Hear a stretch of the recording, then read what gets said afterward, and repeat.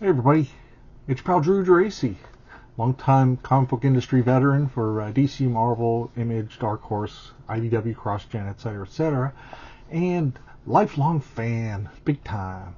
So these are comics from my spinner rack that have been carefully plucked out, and some new ones I bought to add to my stock. And after all these episodes, you're probably saying, Drew, haven't you filled out like 3 spinner racks by now? Well, I do rotate the stock sometime. Like I have a box on the side, and I like to change what's on the top and on the front covers just because it's stimuli. There's even beautiful stuff and like sloppy stuff. I don't care. It's all comics, and I love them. So we're gonna start off with Timewarp.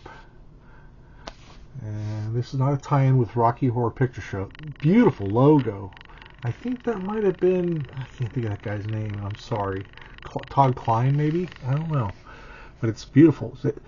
Murderer's Row of great creators. Joe Orlando, Steve Ditko, Gil Kane, Howard Chaykin, Michael Kaluta, Mike Nasser, Jerry Grandinetti, Don Newton, Dave Simons, Romeo Tangel, Don Salardo. I'm sorry, I don't know that last guy. But right off the bat with a Michael Kaluta cover. This is one of those things that this was during a real hard time in comics. They went with the dollar books so they could get a lot of their original characters in. It's like the Flash books and the Batman titles. They had Batman Family, which had Batgirl, Robin, etc., etc. And then experimented with stuff like this, which I love. All new. It's all new stuff. As it says, 8 new stories.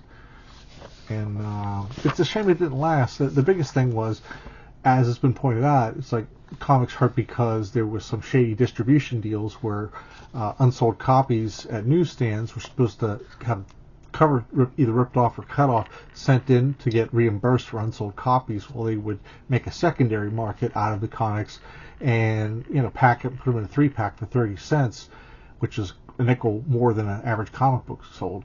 And then also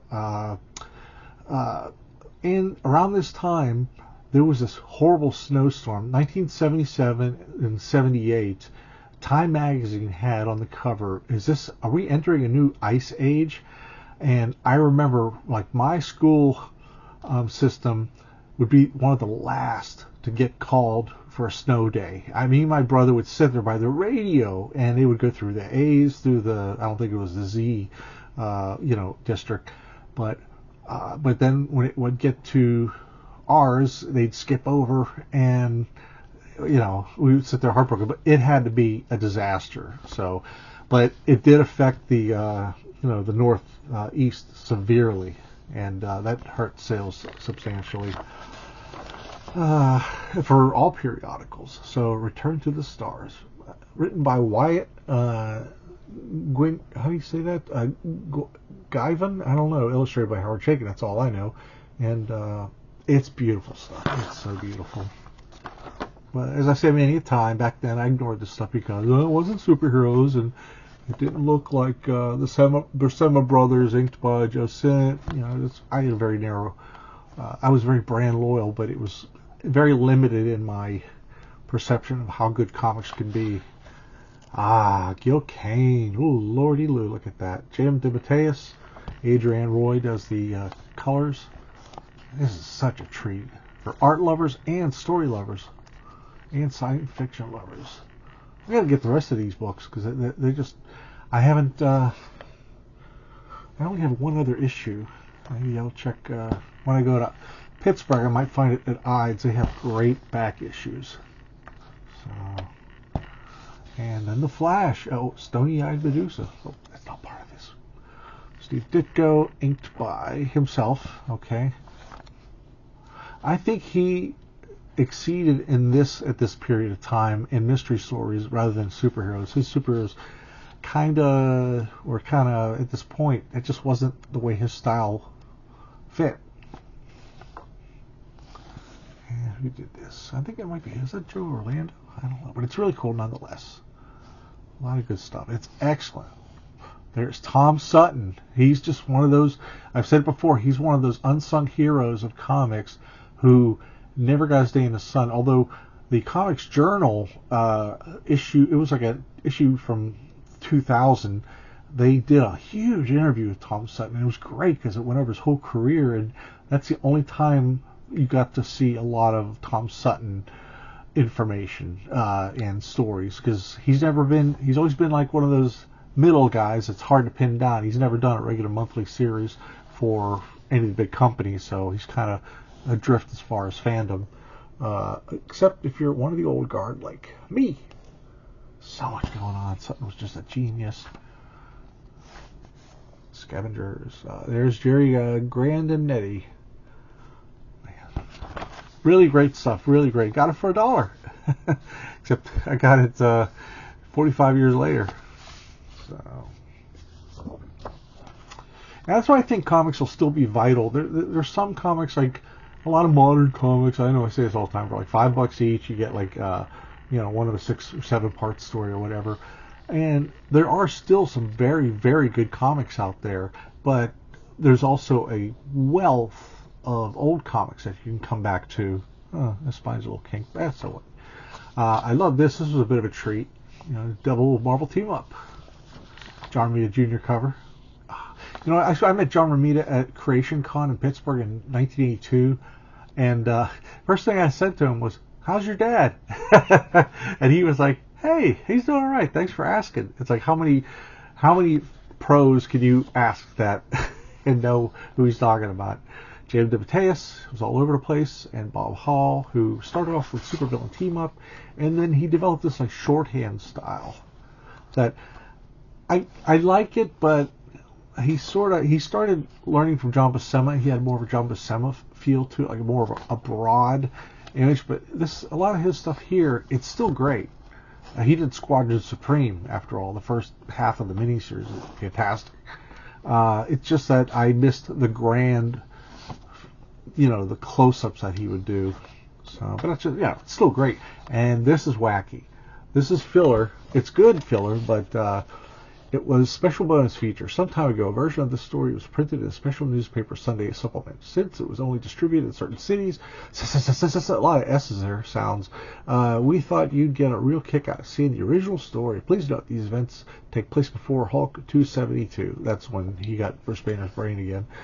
Story by Jim Shooter. Art by Tomoyuki Takanada. So I didn't know if this was outsourced to Japan at the time, but I mean, back then you didn't have JPEGs, and FedEx and stuff was just really hard. Only like in South America with those really great artists that you could reach artists, and it doesn't really. This is sort of filler, but it's neat. But if you want some oddball, then check it out. So I guess he's inking as well. I love the effect on the web on his eyes there. The little highlight. Man, that is beautiful. I think the car kind of shrunk on us here, but it's a really crazy force perspective. That's not easy to do. It's not. So Pete helps out Bruce Banner with a couple of boxes. Okay, these things are jacked up. But really good issue. And now I just bought this, Dial H for Hero. I am collecting all these as I come across them. More heroes created by you, and they would give credit. DC did this in the 60s, and it was kind of following the path of the Patsy Walker comics, Millie the Model comics, where they would have like girls would send in drawings of different clothes, and they would have panels with these, with them wearing these creations, and they would say like, Stella Bernstein, Long Island, such and such, all kinds of stuff. But this is Infantino and Mitchell, really nice stuff. I never really was comfortable with Infantino as a Marvel artist, but him returning to DC really was a much better fit. I just can't figure out why. Maybe because he co-created so many of the DC characters, and then him doing like Kirby characters and other different Marvel characters was just kind of awkward. So the Sphinx, however, Nova had the Sphinx also, but so what? I love these characters. It's they actually changed it. I think I can't remember if it was just originally Bobby something or other, But it's Christopher King and Victoria Grant, and they are cousins or something. They're kin, I think. So, wait, what's that? Yeah, Dialects for a Hero. I think the original, they had like Robbie Reed. He had an old phone that it was a, what do you call those things? Rotary. Yeah, you actually had it was insane. You know, for you youngins out there who've never had to deal with a rotary phone, it was insane. So you're getting all these cool characters. And they give them credit and everything. And I don't know if they've ever reprinted these. Molecular Maiden was created by Dennis Tracham, age 12, Winnipeg, Canada. And part of me thinks, you got to understand, I'm a fanboy, but I'm sort of a businessman, and I think some things through the lens of legality. You know, it's like if they were ever to reprint this, is it possible? And, who knows? Come on, man, focus. And even so, it's unlikely this would be a big hit, and then you'd have to pay the people who created the characters, and you would have, or the estates of the creators, because this is, look at that, Mike Rowe, Lost World, the Warlord. Oh, by the way, DC's coming out with an omnibus of Mike Rowe's Warlord. It's like the first 50 issues, so check it out. It's, on Amazon. It's not coming out until next year, I think. So, this is fun stuff. Reminds me of Checkmate. I wonder when they designed Checkmate in '88, somebody had that in mind. Probably just a big coincidence. Star Flare. Circus Cycle. Really, really fun stuff. If I was a little kid and I was into this, I would definitely mail something in. And just like a couple months ago, another channel had pulled this out and reviewed it. It's a self-published issue of Jason Monarch, and looked as good as anything else. I don't know if it got any kind of distribution. Oh, before and after photo on roof. I wonder what that means. That's actually handwritten. Before and after photos on roof. I guess somebody was reminding himself. So some of these comic shops and distributors would be like advertisers, so that would help pay for the printing. Usually the writing and the drawing was just free. You know, we're sorry, due to scheduling distribution problems, we were forced to print the issue in black and white interior. And this is a newsprint exterior, by the way, so it's but it's actually really darn good. Really good. Especially for, new kids. New creators. And the storytelling is solid. It's written by Jim Craig, who would go on to be... No. Art by Jim Craig, that's right. Who would do the first issue of What If with Roy Thomas. And the story is by Dave Lillard, who I don't know if he went any further. But this, I could tell that Jim Craig now that I see it. What year is this thing? It was published in 1979. Huh? Well, this is well after What If.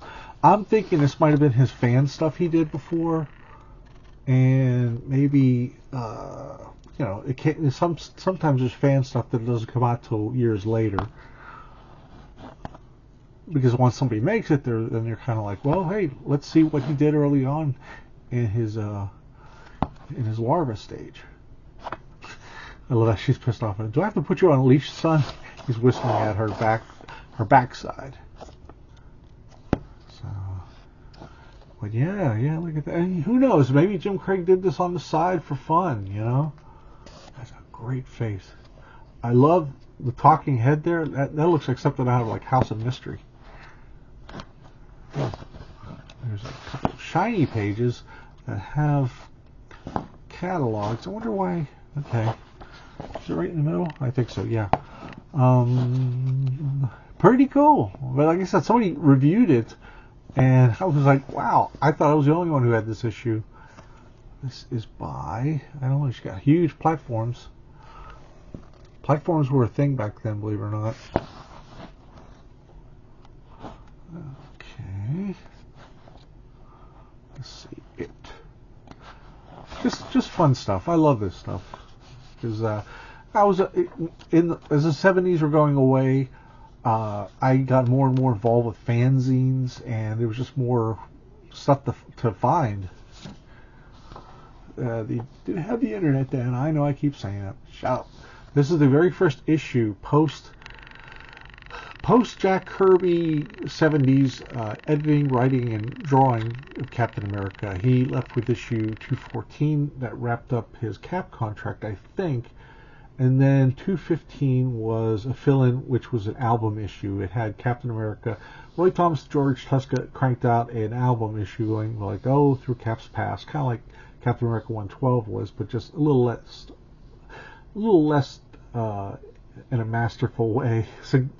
And then 216 was a reprint of the very first appearance of Captain America in the Silver Age when he guest starred in The Human Torch on his own. And it was actually drawn interiors and the cover by Jack Kirby, but it turned out not to be Cap. And it was sort of a test because Cap hadn't been revived in the Avengers yet. There was this character named the Acrobat. Ooh, one of his Torch's terrible characters, terrible foes, I mean, who faked being, he pretended to be Captain America, and it was like, oh, do you want to see more of him later? Okay.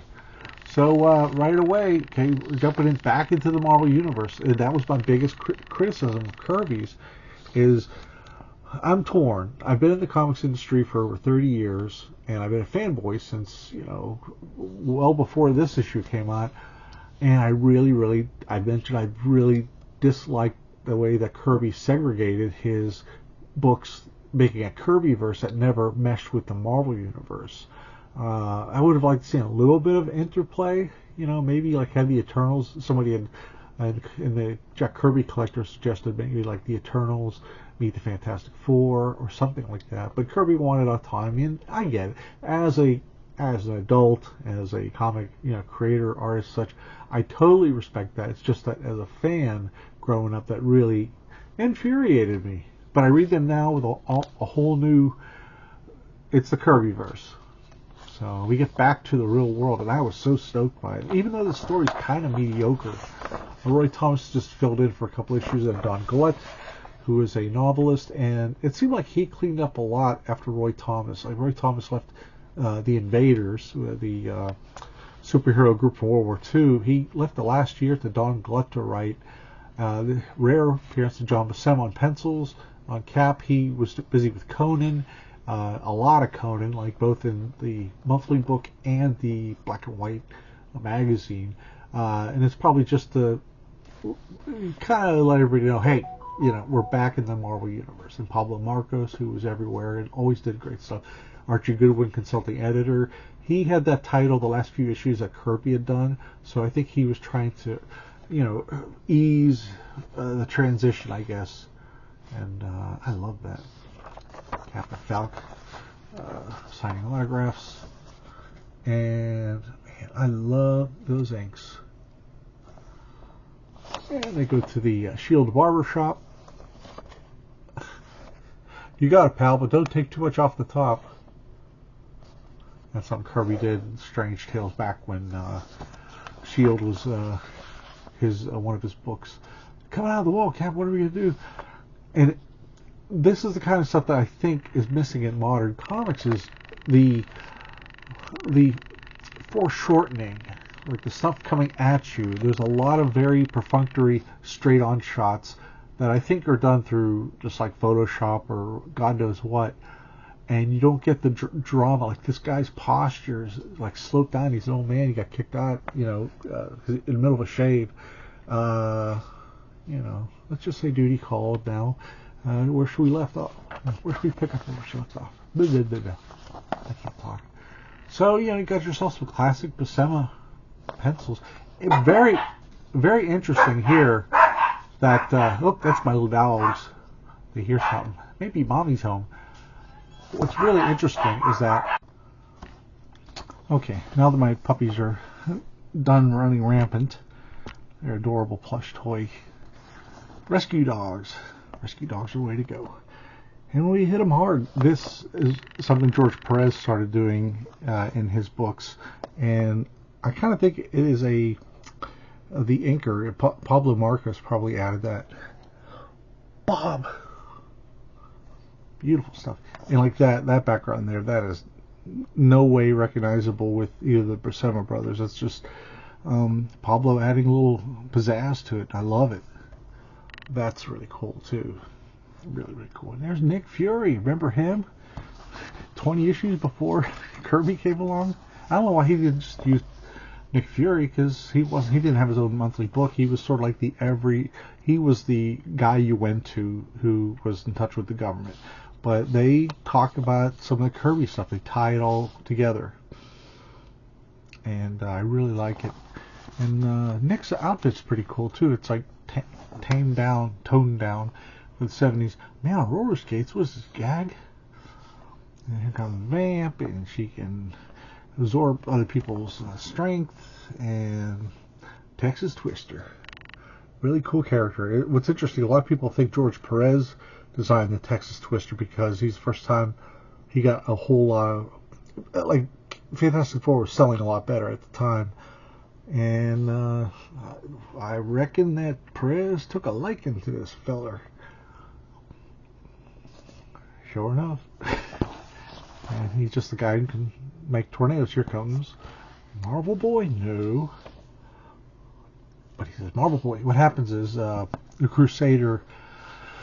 I first noticed any Marvel Boy, Marvel Man, whatever, when he was a Crusader in 2 issues of Fantastic Four, and he was the bad guy. And then they had footnotes talking about Marvel Boy in the 50s, and I was like, oh my gosh, that's what was cool about Marvel at the time, was their continuity.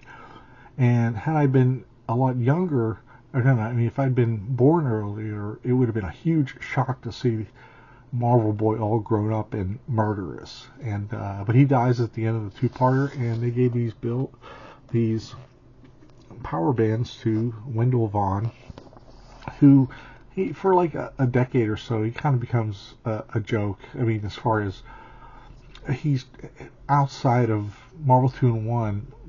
Marvel 2-in-1 had the Project Pegasus saga, which finally made Marvel Man / Marvel Boy Quasar, and they fleshed out his personality, and it was half written by Mark Gruenwald, half written by Ralph Macchio, and then in the late 80s along came Quasar the series, and it lasted 5 years. It was 60 issues.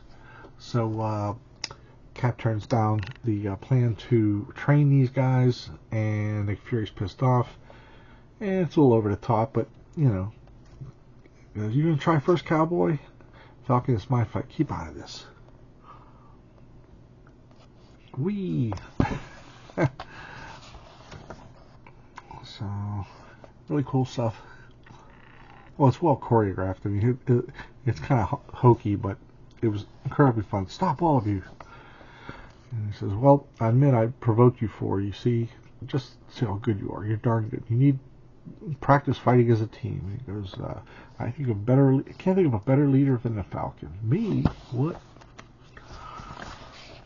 He goes, besides, Steve Rogers and I have lost paths to discover. At least for a while, I wanted to work alone. Well, put it that way, it's hard to refuse. He's like, well, Flyboy, Cap's spiel makes sense to me. You in?